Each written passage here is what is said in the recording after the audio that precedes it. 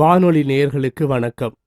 சிறப்பாக இந்த வானொலி நிகழ்ச்சியில் உங்களை சந்திப்பதையிட்டு நான் மிகவும் மகிழ்ச்சி அடைகிறேன். அருளம்பலம் ஸ்டீபனாகிய நான் இலங்கை இறையியற் கல்லூரியில் தற்பொழுது விரிவுரையாளராக கடமையாற்றி வருகிறேன். இலங்கை திருச்சபை மற்றும் உலக திருச்சபை வரலாறுகள், புதிய ஏற்பாடு ஆகிய பாடங்களை நான் கற்பித்து வருகிறேன். இவைகளைத் தவிர இறை விழுமியம், இறை உண்மை, ஒப்புரவாகுதல் இன்றி எதிர்காலமில்லை, வாரமோர் மருந்து ஆகிய 4 நூல்களுக்கு ஆசிரியராகவும் கடமையாற்றி வருகிறேன். திருச்சபை ஒருமைப்பாட்டு இயக்கம் மற்றும் மாற்று இயல்புள்ளோர் அல்லது பிற ஆற்றல் உள்ளோர் ஆகியோரின் நிறைவேற்று இயக்குனராகவும் கடமையாற்றி வருகிறேன். இத்தகைய பணிகளை செய்வதற்கு ஆண்டவராகிய இயேசு கிறிஸ்து தனது அருளையும் ஆசியையும் எனக்கு தந்திருப்பதையிட்டு கர்த்தருக்குள்ளே மகிழ்ச்சி அடைகின்றேன். சிறப்பாக இந்த வானொலி நிகழ்ச்சிகளில் சிலுவை பற்றிய 10 சிந்தனைகளை உங்களோடு பகிர்ந்து கொள்ள விரும்புகின்றேன். இன்றைய நாளிலே சிலுவையும் அழைப்பும் என்ற கருப்பொருளில் உங்களோடு சில குறிப்புகளை பகிர்ந்து கொள்கின்றேன். ஆண்டவராகிய இயேசு கிறிஸ்து இந்த பூ உலகிற்கு வருகை தந்து தனது பணியை ஆற்றுகின்ற வேளையில் சிலுவை பற்றிய சிந்தனைகளை அடிக்கடி முன்வைத்திருந்ததை புதிய ஏற்பாடுகளில் நாங்கள் வாசித்து அறிகின்றோம். சிலுவைக்கு செல்ல வேண்டிய சூழ்நிலை ஆண்டவர் இயேசுவுக்கு ஏற்பட்ட போதிலும் அது கடவுளுடைய சித்தமாக இருப்பதை பழைய ஏற்பாட்டிலே படித்தறிகிறோம். ஆதியாகமம் 3 அதிகாரம் 15 பிசாசை மேற்கொள்வதற்காக கடவுள் இயேசுவை இந்த உலகிற்கு அனுப்பப் போவதாக வாக்களித்திருந்தார்.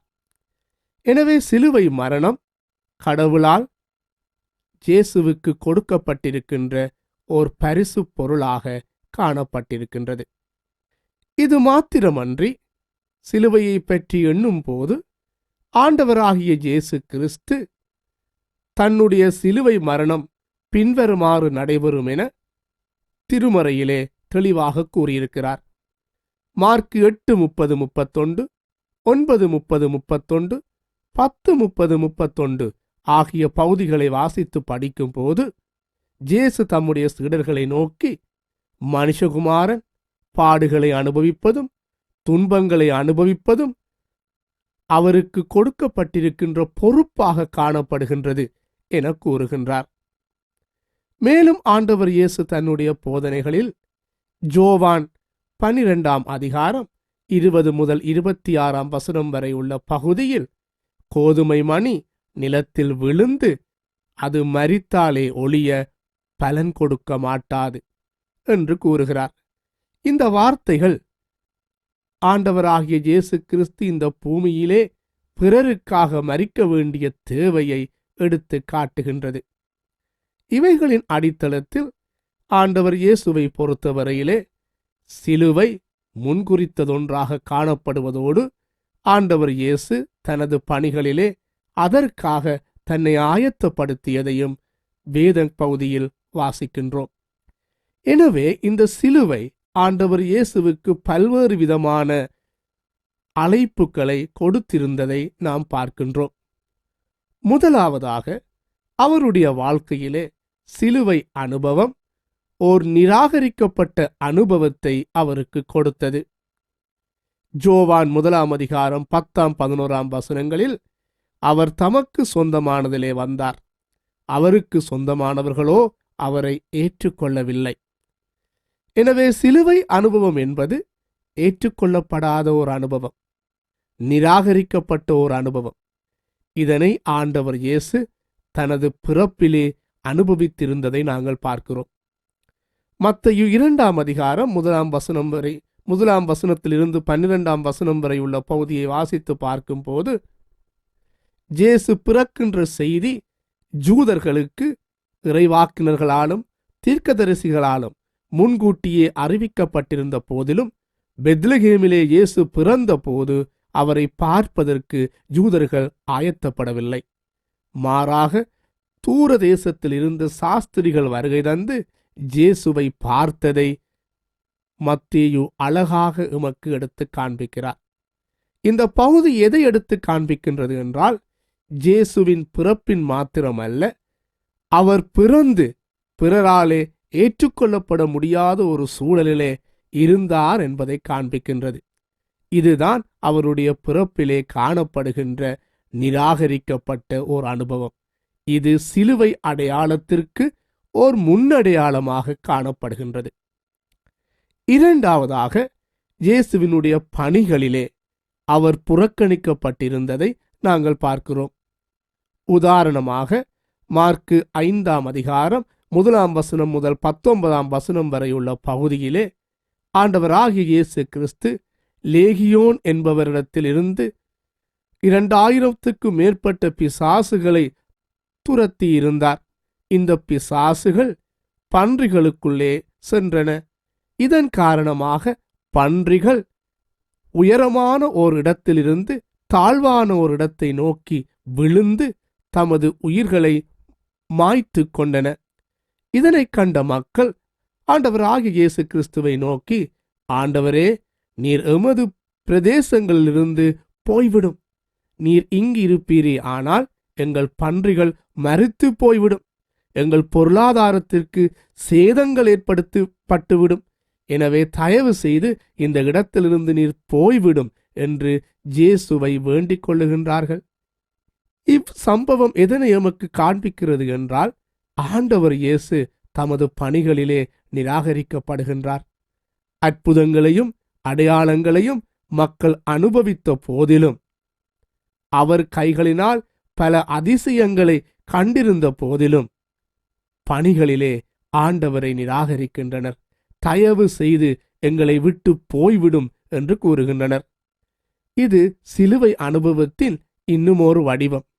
அநேக வேளைகளில் எங்களால் பல நன்மைகளை பிறர் அனுபவித்திருந்த போதிலும், எங்களை பார்த்து தயவு செய்து நீங்கள் இந்த இடத்திலிருந்து போய்விடுங்கள், உங்களுடைய உதவிகள் எங்களுக்கு தேவையில்லை, நீங்கள் எங்களுக்கு தேவையில்லை என்று எங்களை கோபப்படுத்தி அவமானப்படுத்தி புறக்கணிக்கின்ற உலகிலே நாங்கள் வாழ்ந்து கொண்டிருக்கிறோம்.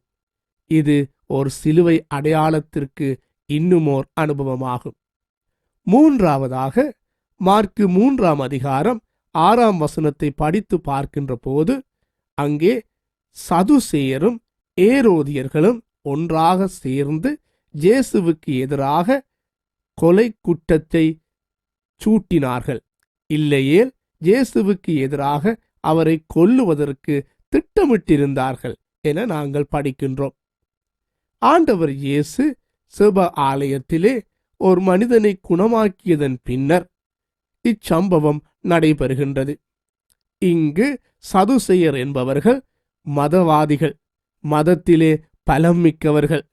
ஏரோதியர்கள் என்று சொல்லப்படுபவர்கள் ஏரோதின் அரசை காக்கும்படியாக அவனுக்கு பக்கபலமாக செயற்பட்ட ஆயுதவாதிகள். எனவே மதமும் அரசியலும் சேர்ந்து ஆண்டவர் இயேசுவை கொல்லுவதற்கு திட்டமிடுகின்றனர். எனவே திட்டமிட்டு தீமை செய்வதை இங்கு நாங்கள் பார்க்கிறோம். திட்டமிட்டு தீமை செய்யும் அனுபவம் ஒரு சிலுவை அனுபவம். அநேக வேளைகளில் ஆண்டவர் இயேசுவுக்கு இத்தகைய அனுபவங்கள் பல கோணங்களில் இருந்தும் வந்ததை பார்க்கின்றோம். அவருடைய விரோதிகள் அவருக்கு பலவிதமான தீமைகளை திட்டமிட்டு செய்து வந்தனர். இப்பேற்பட்ட திட்டமிட்ட தீமைகளுக்குள் ஆண்டவர் இயேசு செல்ல வேண்டிய சூழ்நிலை ஏற்பட்டது. இச்சூழல் ஒரு சிலுவை அடையாளத்திற்கு, சிலுவை அனுபவத்திற்கு முன்னடையாளமாகும். அன்பானவர்களே, எங்கள் வாழ்க்கையிலும் கூட பல சந்தர்ப்பங்களில் பல்வேறுபட்ட திட்டமிட்ட தீமைகளுக்கூடாக நாங்கள் செல்ல வேண்டிய சூழல்கள் எங்களுக்கு ஏற்பட்டிருக்கலாம். இவைகளும் சிலுவை அடையாளங்களாகவும் அனுபவங்களாகவும் எங்களுக்கும் காணப்படுகின்றன. நான்காவதாக, ஆண்டவர் இயேசு தன்னுடைய வாழ்விலே தமது சீடர்களால் கைவிடப்பட்ட நிலைக்கூடாக சென்றிருந்தார். சீடர்கள் அவரை தனிமையிலே விட்டிருந்தார்கள். இதற்கான காரணம் என்னவெனில், ஆண்டவர் இயேசுவினுடைய போதனைகள் கடைபிடிப்பதற்கு மிகவும் கடினமாக காணப்பட்டன. அவருடைய போதனைகள் பலரை சவாலிட்டன, பலருக்கு அசௌகரியத்தை ஏற்படுத்தியது, பலரை அவர்களுடைய தீமையான வழிகளிலிருந்து விலகிச் செல்லுமாறு அழைத்தது. இதன் காரணமாக அநேகர் அவருடைய போதனைகளை பின்பற்ற விரும்பவில்லை. மக்கள் மாத்திரமல்ல, மாறாக சீடர்கள் கூட அவரை விட்டு விலகிச் செல்ல ஆரம்பித்தனர். இதனை யோவான் 6ஆம் அதிகாரம் 66ஆம் வசனத்திலே படிக்கிறோம். அப்பொழுது இயேசு தம்முடைய சீடர்களை நோக்கி, நீங்களும் என்னை விட்டு போய்விட மனதாய் உள்ளீர்களா என்று கேட்டார். ஏனென்றால் ஆண்டவரின் இயேசுவின் போதனை கடைபிடிப்பதற்கு மிகவும் கடினமானது. இதன் காரணமாக மக்கள் அவரை தனிமையிலே விட்டுச் சென்றனர்.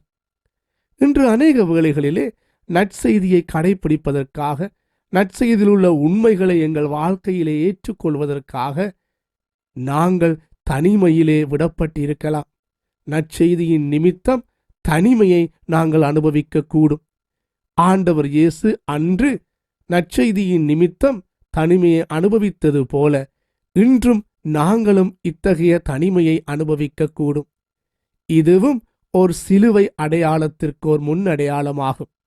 ஐந்தாவதாக, ஆண்டவர் இயேசுவின் வாழ்வையும் அனுபவத்தையும் பணியையும் எண்ணி பார்க்கும் போது, சிலுவை மரணம் அவருக்கு கிடைத்த ஒரு நாள் அனுபவம் அல்ல, மாறாக பல அனுபவங்களின் தொகுப்பாக அது காணப்பட்டது. உதாரணமாக, பிறப்பில் சிலுவை அனுபவம், அவருடைய பணிகளில் சிலுவை அனுபவம், சீடர்களிடமிருந்து வந்த சிலுவை அனுபவம். இவைகள் மாத்திரமல்ல, பிசாசானவனிடத்திலிருந்தும் கூட சிலுவை அனுபவங்கள் இயேசுவுக்கு அடிக்கடி ஏற்பட்டதை நாங்கள் பார்க்கிறோம். மத்தேயு 4ஆம் அதிகாரம் 1ஆம் வசனம் முதல் 11ஆம் வசனம் வரை உள்ள பகுதியை படித்து பார்க்கும்போது இயேசுவுக்கு ஏற்பட்ட சோதனைகளை நாங்கள் பார்க்கிறோம். முதலாவதாக, பிசாசானவர் அவரை நோக்கி, நீ தேவனின் குமாரனே ஆனால் கல்லுகள் அப்பமாக்கும்படி செய்யும் என்று கேட்கிறார். இரண்டாவதாக, இயேசுவை நோக்கி, நீ தேவனின் குமாரனே ஆனால் நீ தேவாலயத்தின் உட்பரிகையில் இருந்து மேலிருந்து கீழே குதியும் என்று அழைப்பு விடுகிறார். மூன்றாவதாக, இதோ இந்த உலகத்தில் இருக்கின்ற சகல ஆசீர்வாதங்களையும் நான் உனக்கு தருவேன், நீ செய்ய வேண்டியது என்னவெனில் என்னை பணிந்துகொள் என பிசாசானவன் இயேசுவுக்கு அழைப்பு விடுகிறார்.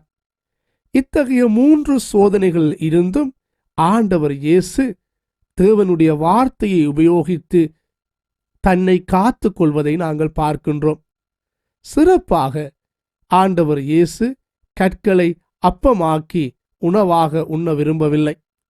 கற்களை அப்பமாக்கக்கூடிய வல்லமையை கடவுள் அவருக்கு கொடுத்திருந்த போதிலும் அவர் அந்த வல்லமையை தனக்காக பாவிக்க விரும்பவில்லை. மாறாக பிறருக்காக அவர் பாவிக்க விரும்பினார். எனவேதான் யோவான் 6ஆம் அதிகாரம் 1ஆம் வசனத்திலிருந்து 10ஆம் வசனம் வரை படித்து பார்க்கின்ற போது, அப்பங்களை பெருகச் செய்த அற்புதத்தின் மூலம் ஆண்டவர் இயேசு 5000 பேருக்கு மேற்பட்டவர்களுக்கு உணவு கொடுத்தார். அன்று அவர் கற்களை அப்பமாக்கி தன்னுடைய வயிற்றுப் பசியை அவர் நீக்க விரும்பவில்லை. மாறாக ஏராளமான மக்களுக்கு உணவு கொடுப்பதற்காக கடவுளுடைய வல்லமையை பாவித்தார். இதைத்தான் ஆண்டவர் இயேசுவின் பணிகளில் பார்க்கிறோம். தன்னுடைய சுய பெருமைக்காக, சுய லாபத்திற்காக கடவுளின் வல்லமையை பாவிக்கவில்லை. மாறாக பல மக்களுக்கு நன்மை பயக்கக்கூடிய விதத்தில் கடவுளின் வல்லமையை பாவிக்க அவர் விரும்பியதை பார்க்கிறோம். மேலும் 2வது சோதனையை எடுத்து நோக்கின்ற போது, அங்கே தேவாலயத்தின் மேலிருந்து கீழே குதிக்குமாறு பிசாசானவன் வேண்டுகிறார். ஆனால் இயேசு அதை செய்ய மறுக்கிறார். இத்தகைய சோதனை ஆண்டவர் இயேசுவுக்கு சிலுவையின் மீது ஏற்படுகின்றது. சிலுவையிலே தொங்கிக் கொண்டிருக்கின்ற போது ஒரு சிலர் அவரை நோக்கி, இதோ நீ தேவனுடைய குமாரனே, ஆனால் சிலுவையிலிருந்து இறங்கி வா, இத்தகைய புதுமையைச் செய்து எங்களுக்கு நீ கடவுளின் குமாரன் என்பதை நிரூபித்துக் காட்டு என்று அவர்கள் கூக்குரலிடுகின்றனர். அன்று பிசாசானவன் ஆலயத்தின் உட்பருகையில் இருந்து இறங்கி வா என்று கேட்டதைப் போல சிலுவையிலிருந்து இறங்கி வா என்று மக்கள் இங்கு கூக்குரலிடுகின்றனர். ஆனால் இயேசுவோ அதை செய்ய விரும்பவில்லை. மாறாக அவர் சிலுவை மரணத்தை அனுபவிக்க முற்பட்டதை நாங்கள் படிக்கின்றோம். எனவே இங்கே பிசாசானவனிடமிருந்து வருகின்ற சோதனைகள் ஆண்டவர் இயேசுவுக்கு சிலுவை மரணத்தில் இருந்து வெளியே செல்லுமாறு ஏற்பட்ட சோதனைகளாக காணப்பட்ட போதிலும் ஆண்டவர் இயேசு அதற்கு செவி கொடுக்கவில்லை. அந்த சிலுவை அனுபவத்தை பெறுவதற்காகவே அவர் பிதாவினிடத்திலிருந்து இறங்கி வந்ததாக எடுத்து கூறினார். நிறைவாக ஆண்டவர் இயேசுவின் சிலுவை மரணத்தை பார்க்கின்ற போது அது அவருக்குள்ளே எழுந்த ஒரு போராட்டத்தையும் நாங்கள் காணலாம். மத்தேயு 26ஆம் அதிகாரம் 39வது வசனத்திலே ஆண்டவர் இயேசு கெத்செமனே என்னும் தோட்டத்திலே, பிதாவே, இந்த பாத்திரம் என்னை விட்டு நீங்க கடவது, ஆனாலும் என்னுடைய சித்தமல்ல, உம்முடைய சித்தப்படியே ஆகக் கடவது என்று அவர் ஜெபிக்கிறார். சிலுவை அனுபவம் அவருக்குள்ளே இருந்து பல போராட்டங்களை அவருக்கு ஏற்படுத்தியது. எவ்வாறு நான் இதை தாங்கப் போகிறேன், எவ்வாறு நான் இதை சுமக்கப் போகிறேன் என்று அவர் எண்ணி ஏங்கினார். என்றாலும் பிதாவானவரினுடைய திட்டம் நிறைவேறுமாறு தன்னை அதற்கு முழுமையாக அர்ப்பணித்தார். அன்பானவர்களே, சிலுவையின் அழைப்பை பற்றி நாங்கள் பார்க்கின்ற போது ஆண்டவர் இயேசு தன்னுடைய வாழ்க்கையிலே பிறப்பிலிருந்து மரணம் வரை, உயிர்த்தெழுதல் வரை இந்த சிலுவை அனுபவத்திற்கூடாக சென்றதை பார்க்கிறோம். அந்த சிலுவை அனுபவம் நிராகரிக்கப்பட்ட அனுபவம், தனிமையின் அனுபவம், திட்டமிடப்பட்டு தீங்கு செய்யப்பட்ட அனுபவம். அந்த அனுபவம் எங்களுடைய சுய லாபத்திற்கும் பிரபல்யத்திற்கும் சவாலை கொடுக்கும் வகையில் பிசாசானவனால் கொடுக்கப்பட்ட அனுபவம். அதற்கு அப்பாலே அவருக்குள்ளிருந்து எழுந்த உள்ளான போராட்டத்தின் அனுபவம். ஆனால் இத்தகைய எல்லா அனுபவங்களின் மத்தியிலும் கடவுள் தன்னை அழைத்த பணிக்காக, கடவுள் தனக்கு கொடுத்த பணிக்காக தன்னை ஆண்டவர் இயேசு முற்றுமாக அர்ப்பணித்தார்.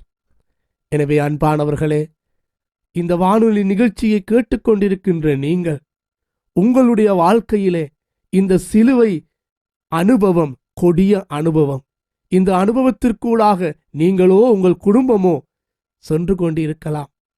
தனிமையின் அனுபவம், நிராகரிக்கப்பட்டதன் அனுபவம், வெறுப்பின் அனுபவம், திட்டமிடப்பட்டு தீங்கு செய்யப்பட்ட அனுபவத்துக்கூடாக பிரவேசிக்கின்ற அனுபவம், எங்களுக்குள் எழுகின்ற போராட்டங்களின் அனுபவங்கள், அதற்கு அப்பால் பிசாசானவன் கொண்டு வருகின்ற சோதனைகள். இத்தகைய அனுபவங்களுக்கூடாக நாங்கள் சென்றாலும் கலங்காதிருங்கள். ஏனென்றால் எங்களுக்காக இந்த சிலுவை அனுபவத்திற்கூடாக எங்கள் சிலுவைநாதர் கடந்து சென்றிருக்கிறார். இவற்றை சகிப்பதற்கு, இவற்றை மேற்கொள்வதற்கு வேண்டிய பலத்தை அவர் தருவார். ஜெபம் செய்வோம். சிலுவைநாதரே, சிலுவை அனுபவங்களுக்கூடாக நீர் சென்றீர். அதற்காக உமக்கு நன்றி செலுத்துகிறோம். கொடிய இந்த சிலுவை அனுபவங்களுக்கூடாக நாங்களும் சென்று கொண்டிருக்கிறோம். எங்களின் தனிமை அனுபவம், நிராகரிக்கப்பட்ட அனுபவம், வேதனையின் அனுபவம், திட்டமிடப்பட்டு தீங்கு செய்வதனால் ஏற்படுகின்ற அனுபவங்கள், பிசாசானவனின் கொடிய அனுபவங்கள், எங்களுக்குள்ளிருந்து எழுகின்ற போராட்டங்கள் அனைத்திலிருந்தும் எங்களை விடுதலை செய்தருளும். உமக்காக சிலுவையை சுமக்க எங்களுக்கு உதவி செய்யும். இயேசுவின் மூலம் ஜெபிக்கிறோம் பிதாவே. ஆமேன்.